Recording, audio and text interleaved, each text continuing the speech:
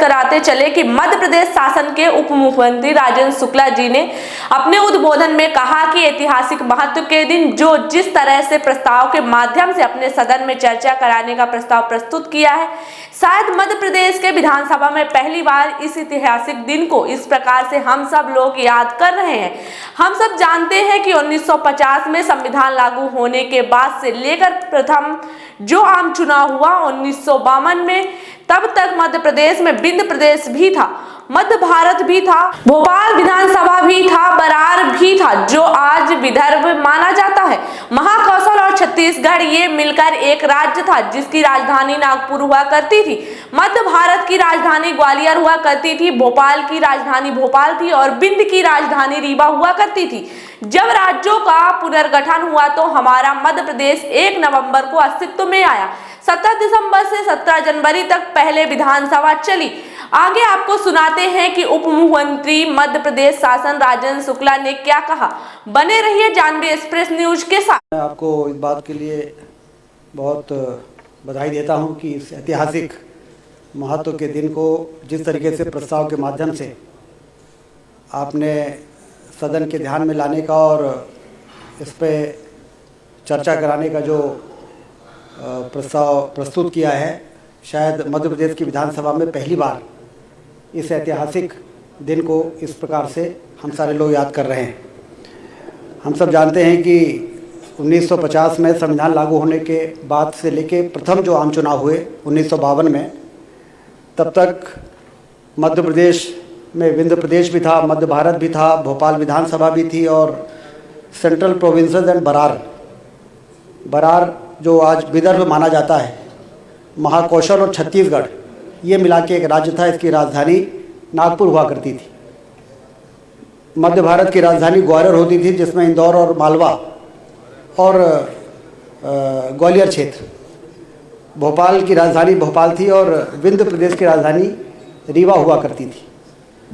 और जब राज्यों के पुनर्गठन हुआ तो उसमें हमारा मध्य प्रदेश 1 नवंबर को अस्तित्व में आया।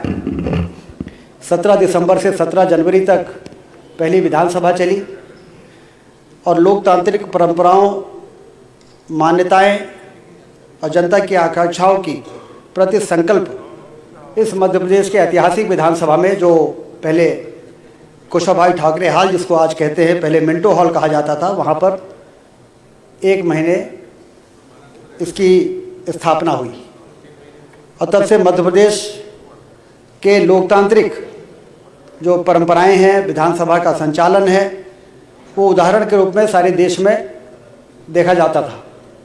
मध्य प्रदेश हमारा आगे बढ़ा, सरकारें आई गई और सभी सरकारों ने मध्य प्रदेश को आगे बढ़ाने में कोई कसर छोड़ा नहीं, इसमें कोई दो राय नहीं है। और जो मध्य प्रदेश का गठन हुआ वो खनिज संपदाओं से भी भरा था, नदियाँ थी, पहाड़ थे, जंगल थे, वाइल्ड लाइफ, विकास की अपार संभावनाओं को समेटे हुए मध्य प्रदेश ने जब अपनी विकास यात्रा को शुरू किया तो हम आगे बढ़े। लेकिन 2003 के बाद से लेके और 2024 तक आज जिस तरह से मध्य प्रदेश ने हिंदुस्तान में अपना स्थान बनाया है, एक डेस्टिनेशन, इन्वेस्टमेंट डेस्टिनेशन के रूप में मध्य प्रदेश को आज सारी देश और दुनिया में देखा जा रहा है। सिंचाई की नहरों के जाल से जिस तरह से धरती से दौलत पैदा करने का पूर्व प्रधानमंत्री अटल बिहारी वाजपेयी जी कहा करते थे कि यदि इस देश को समृद्ध करना है तो धरती से दौलत पैदा करना पड़ेगा। धरती से दौलत पैदा करना है तो नदियों को जोड़ना पड़ेगा। कहीं बाढ़ आती है, कहीं सूखा पड़ता है। आज कितना अच्छा संयोग है माननीय अध्यक्ष महोदय कि जब आप इस ऐतिहासिक दिन को याद कर रहे हैं तो प्रधानमंत्री नरेंद्र मोदी जी जयपुर में काली सिंध, पार्वती और चंबल को जोड़ने की योजना का भूमि पूजन कर रहे हैं। और 25 सितंबर को छतरपुर में केन और बेतवा नदी को जोड़ने का भी भूमि पूजन करने की 1,75,000 करोड़ की योजना, जो मध्य प्रदेश में 15 लाख हेक्टेयर में सिंचाई का रकबा बढ़ाएगा। आज हम 50 लाख हेक्टेयर में सिंचाई कर रहे हैं। 2003 के पहले 7 लाख हेक्टेयर में सिंचाई होती थी, आज 50 लाख हेक्टेयर में सिंचाई हो रही है और 1 करोड़ हेक्टेयर में सिंचाई हो, इसके लिए महत्वपूर्ण योजनाओं का भूमि पूजन आज हो रहा है। इसका मतलब ये है कि मध्य प्रदेश की विधानसभा ने सिंचाई, बिजली, सड़कें जिस तरीके से मध्य प्रदेश का रोबस्ट इंफ्रास्ट्रक्चर आज देश में चर्चा का विषय बना हुआ है। हमारी आर्थिक तरक्की बहुत तेज़ी के साथ हो रही है। आज यदि हम कर्ज भी ले रहे हैं माननीय अध्यक्ष महोदय, तो सकल घरेलू उत्पाद के 3% से ज़्यादा नहीं ले रहे हैं, और उस राज्य को सबसे ज़्यादा प्रगतिशील राज्य माना जाता है जिस राज्य में सकल घरेलू उत्पाद के 3% का कर्जा नहीं लिया जाता। उसको यह माना जाता है कि प्रोग्रेसिव स्टेट नहीं है। कभी कभी लोग कहते हैं कि कर्जा ज़्यादा लिया जा रहा है। कर्जा यदि हम नहीं लेंगे तो हमको प्रोग्रेसिव स्टेट नहीं माना जाएगा यदि हम 3% की सीमा के अंदर ले रहे हैं तो इसलिए जो दिन 17 दिसंबर 1956 में जो संकल्प लिए गए थे, उस संकल्प की पूर्ति के लिए लोकतांत्रिक परंपराओं और मान्यताओं और जनता की अपेक्षाओं को पूरा करने के उद्देश्य से जिस तरीके से मध्य प्रदेश की विधानसभा काम कर रही है, आज हम सारे लोग गौरवान्वित हैं।